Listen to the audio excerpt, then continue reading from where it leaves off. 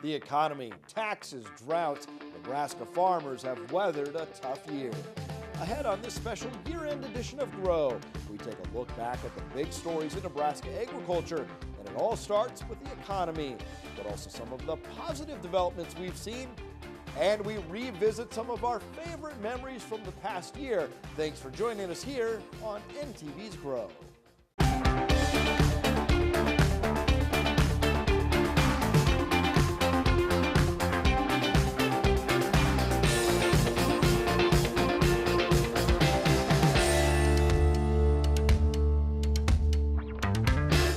As we look back at 2016, no issue looms larger than the economy. Jessica Stevenson has our top story in our year-end review.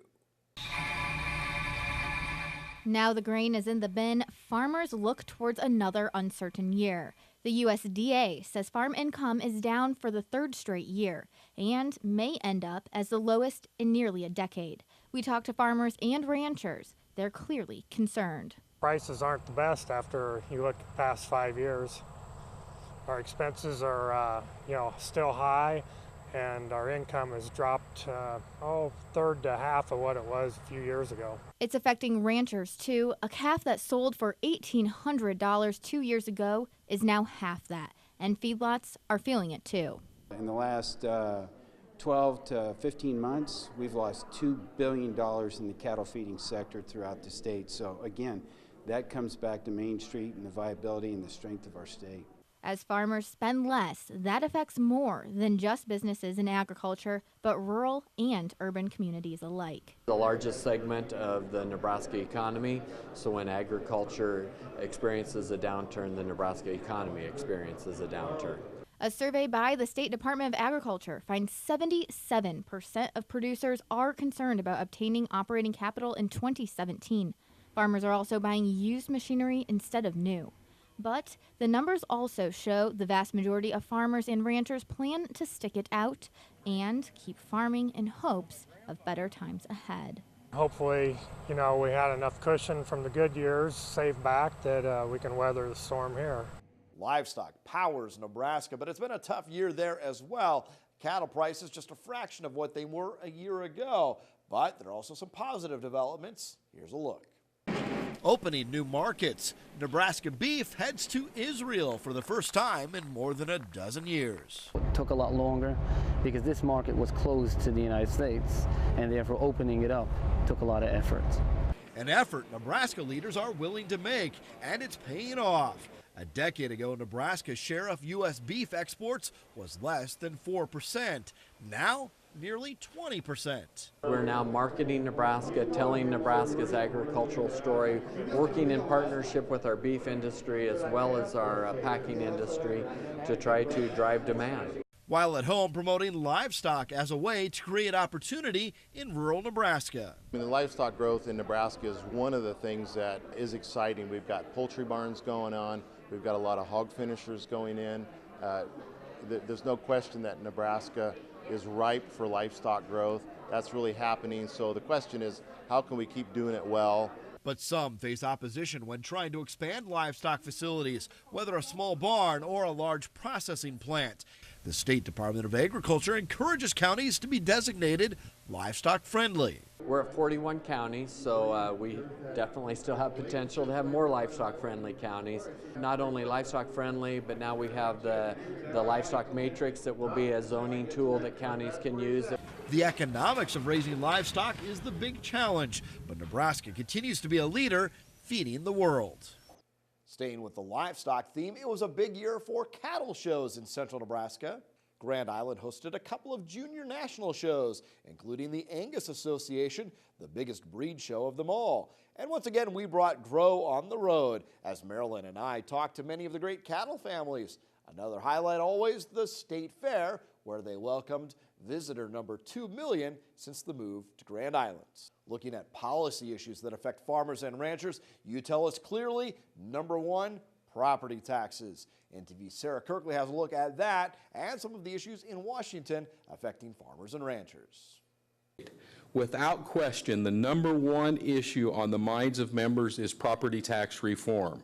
Farmers looking for tax relief found a little help in 2016 as the legislature created new spending controls on schools and local government. We were looking to implement some financial controls on local entities, especially school districts, to encourage that fiscal discipline, because at the end of the day, the only way you can have sustainable tax relief is by controlling spending. But farmers and ranchers say their tax bill is still going up, and it remains the biggest issue they'd like to see the legislature address. When one of your top 3 expenses for your product or my crop is property taxes, we don't do this to any other business. Farmer and state senator Kurt Friesen says the issue isn't dead. He supports broadening sales tax to offset the burden on ag land taxes. You could broaden the sales tax base to come up with the revenue to do this on the property tax side. In Washington, the GMO labeling law passed. Many farm groups had hoped for a voluntary system. The new law is mandatory, but will allow for codes that can be scanned with your phone. The biggest issue on the federal level, regulation, or what farmers see as over-regulation. And that's one place they think the next president may be on their side. So when we think about what keeps us up at night, that is one of the things. But ag groups are more uncertain about the president-elect's plans for trade, and agriculture depends on exports. Our fear if they do that is that we're going to lose an opportunity. Some other country's going to come in and take our spot. The new president says he'll reject the Trans-Pacific Partnership on day one. Nebraska farmers supported the deal. Even without it, the governor made another trip to China. It's a difficult country to work in. They have different rules and regulations. Many of these issues, especially taxes, will be back on the agenda in 2017. For NTV's Grow, Sarah Kirkley reporting. From the farm to your local restaurant, that's the case with one of the families we highlighted this past year, growing their business organically. Following in his father's footsteps, Joe Mazur is in the business of putting food on your table. It's kind of exciting because, we're trying to feed the country, good food and everything. And in their case, it's raised without chemicals and without biotech seeds. Been organic. Dad started back when we was kids. Wondered about the hazardous chemicals. Just never wanted us kids to be around the chemicals. Keep the kids from being exposed to them. In the 70s, nobody was doing it. There wasn't even a premium. And Rich remembers the looks he'd get in the early days. When it wasn't popular and you kind of looked over your shoulder because all the neighbors were watching what you were doing. And we live along a highway and a lot of traffic and a lot of gawks. Organic farming comes with trade-offs. On the plus side is the higher price farmers are paid for their crops, but yields may be lower, plus paperwork to be certified and an ever-watchful eye. Well, it's the work part of it that is a lot more with organic. Can't let the weeds get away. They also raise corn, soybeans, and cattle, but wheat is unique because it's only a step removed from the end product enjoyed at local restaurants, as wheat goes from the farm to the mill to the oven. Here at the Back Alley Bakery in Hastings, Joe's wheat becomes bread. A lot of it goes to Marquette, to the grain place, and then they sell it on to like Back Alley Bakery. Both Rich and Joe have served as president of the Nebraska Sustainable Agriculture Society. The two are much more than business partners. Oh, it's a father-son relationship. Like most of them, their ideas are different, but then we concede to each other and get along. And Joe hopes to pass that on to the next generation. I have 2 girls. Hopefully they'll want to come back to the farm someday, and then I could be the old guy that whips them into shape like happens now.